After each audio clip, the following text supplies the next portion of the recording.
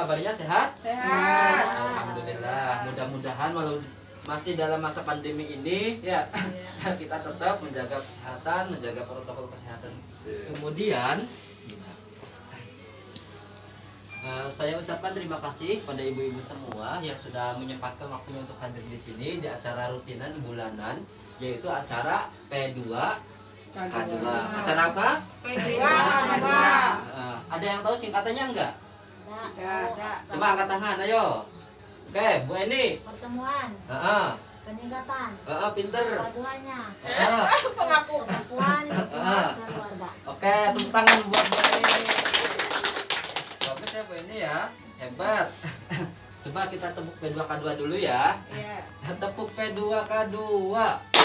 Pertemuan, Peningkatan kemampuan keluarga. Tepuk tangan untuk kita semua. Hebat ya ibu-ibu ya. Jadi pada mohon izinnya saya buka ya. Diizinkan nggak? Oke.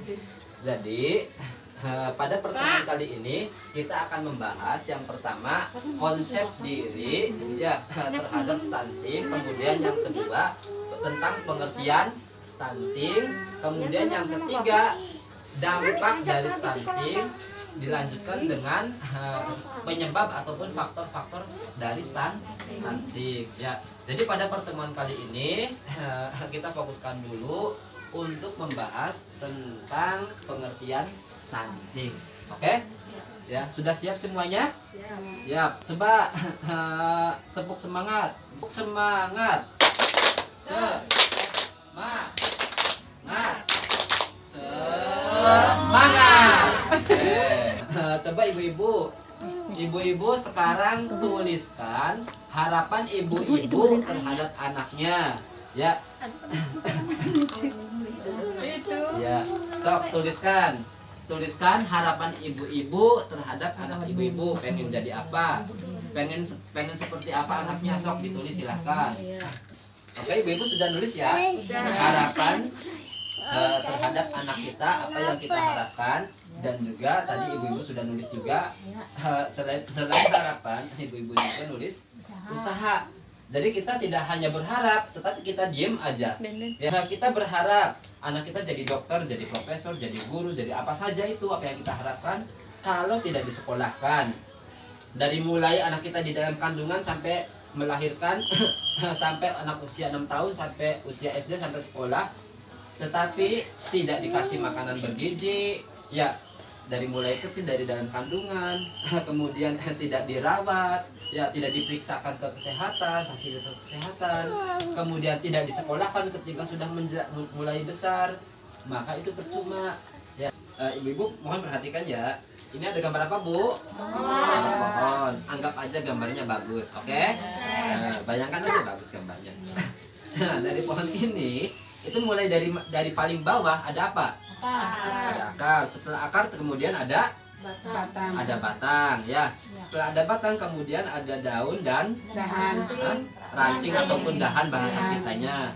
Tenang aja, nanti di bawahnya ada tulisannya, misalkan ada yang ngomong dahan dalam kurung ranting gitu ya. Ada terjemahannya. Ya.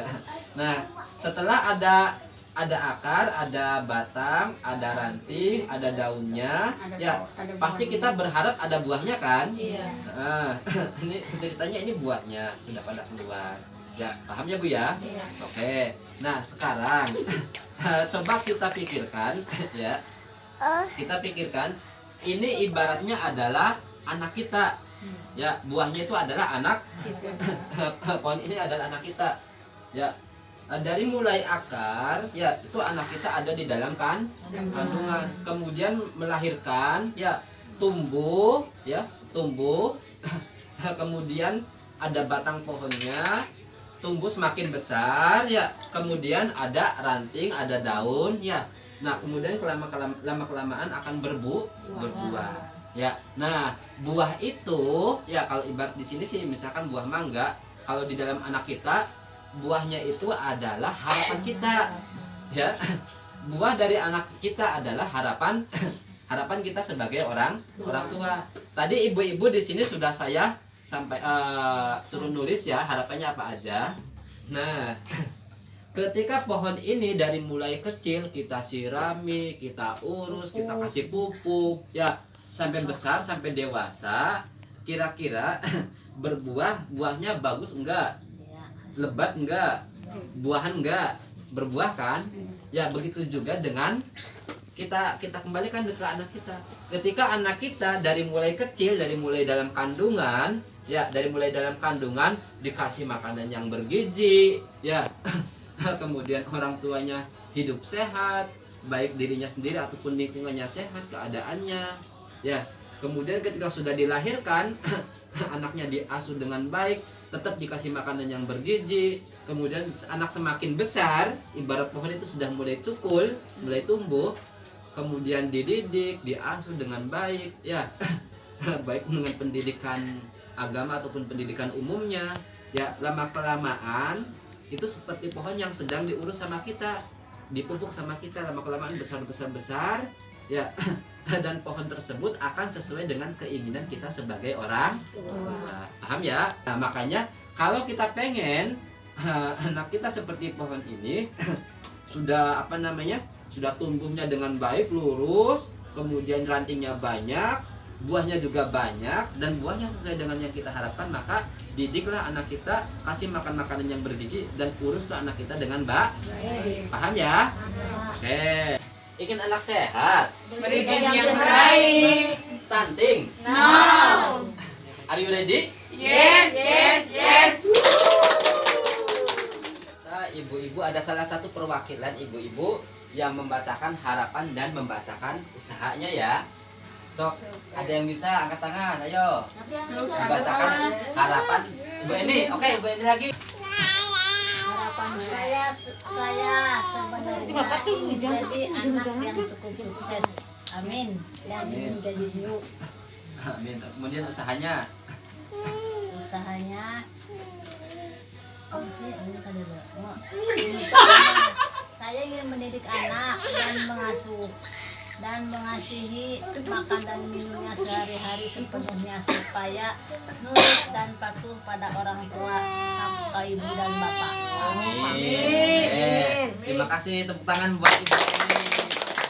Selanjutnya kita membahas tentang pengertian stunting. Tadi sudah disinggung ya mengenai stunting. Jadi stunting itu adalah ya gagal tumbuh anak ya, yang mana anak tersebut tingginya tidak sesuai dengan seusia anak-anak yang lainnya ya, padahal umurnya sama, tetapi tingginya itu tidak sesuai dengan anak-anak yang seumurannya. Ini yang disebut dengan stunting. Ini bisa terjadi gagal tumbuh ini yang yang mengakibatkan dengan istilah stunting tadi karena kekurangan gizi dan lain sebagainya. Nah, ya, kemudian kita diajak main keluar, itu termasuk stimulasi ataupun merangsang anak. Ya. Nah, ketika anak kita kurang rangsangan, ya, dari mulai dalam kandungan sampai anak kita lahir sampai besar, sampai usia 6 tahun tidak ada rangsangan dari orang tuanya, ya, itu bisa menjadi penyebab stunting. Ya. Tuh. Kemudian yang berikutnya, penyebab stunting secara tidak langsung adalah tidak menjaga kebersihan diri dan lingkungan. Kita sebagai orang tua, ya, baik itu orang tua ataupun keluarga yang ada di dalam rumah, harus bisa menjaga diri dan lingkungan. Seperti apa? Cuci tangan dengan sabun. Setiap kita mau makan harus cuci tangan. Setiap kita selesai berkegiatan harus cuci tangan dengan sabun dan menggunakan air yang mengalir. Itu diantara kebersihan diri. Ya, pakaian kotor segera dicuci. Tuh, jangan sampai pakaian kotor, eman jangan dicuci ah. Aduh, nyucinya capek, nanti lagi ah, pakai lagi. Ya, nanti panuan. Ya, tuh gatal-gatal ya. Kemudian selain itu, ya, selain kebersihan diri ada juga kebersihan lingkungan. Lingkungan apa? Lingkungan rumah, kamarnya harus bersih, ruang tamu harus bersih, pokoknya isi rumah harus bersih, harus rapi. Kemudian di lingkungan luar juga harus bersih. ya tidak boleh ada air yang mengendap gitu kan, nantinya timbul bintik-bintik nyamuk. Nah itu menjadi penyebab terjadinya stunting, tetapi tidak langsung. Ya paham ya? Ngerti nggak secara langsung dan tidak langsung? Kalau secara langsung sih langsung hubungannya dari makanan ke ibu ke orang ke anak kan begitu ya. Kemudian apa namanya, diimunisasi juga langsung ke anak. Tapi kalau lingkungan kebersihan sih secara tidak langsung. Nah ini yang paling susah adalah yang tidak langsung. Siap. Oke, terima kasih banyak ya ibu-ibu. Ibu-ibu sudah paham ya tentang stunting ya, dampaknya, kemudian penyebabnya, ya paham ya? Oke, mudah-mudahan ibu-ibu bisa mengamalkan, bisa mengaplikasikan di rumah, ya, bisa diamalkan. Tidak hanya ibu-ibu saja, boleh disebarkan ke yang lain, ke tetangga, ke keluarga, ya, tentang stunting. Kemudian karena ini semua waktunya sudah habis ya, untuk pertemuan berikutnya nanti kita akan membahas tentang pencegahan dan penanganan stunting melalui ibu hamil. Nanti masih banyak. Setelah ibu hamil ada lagi pencegahan dan penanganan stunting melalui bayi baru lahir, kemudian melalui stimulasi anak dan sebagainya. Ya, oke. Maka ibu-ibu bisa diamalkan nanti di rumah, bisa disampaikan juga ke yang lain ya, bisa di-share ke yang lain, bebas ya. Kurang lebihnya mohon maaf. Mari kita tutup dengan membacakan hamdalah. Alhamdulillah. Kurang lebihnya mohon maaf. Assalamualaikum warahmatullahi wabarakatuh. Tepuk P2K2. Pertemuan peningkatan kemampuan keluarga. Oke, tepuk tangan.